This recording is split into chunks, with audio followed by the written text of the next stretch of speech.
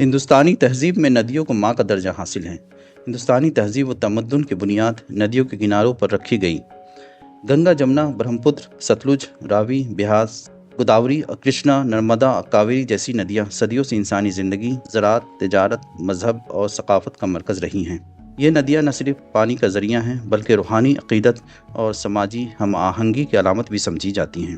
مگر بدقسمتی سے جدید دور میں صنعتی ترقی، شہری آبادی کے پھیلاؤ، سائنسی بے احتیاطی اور انسانی غفلت کے باعث یہی ندیاں شدید آلودگی کا شکار ہو چکی ہیں۔ ندیوں کی آلودگی آج ہندوستان کا ایک سنگین ماحولیاتی مسئلہ بن چکی ہے، جس کے اثرات انسانی صحت، آبی حیات، زراعت اور قومی معیشت پر واضح طور پر نظر آتے ہیں۔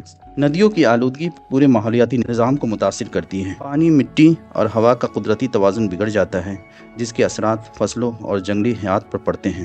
ماہی گیری، زراعت، سیاحت اور مذہبی سرگرمیاں آلودگی کی وجہ سے متاثر ہوتی ہیں۔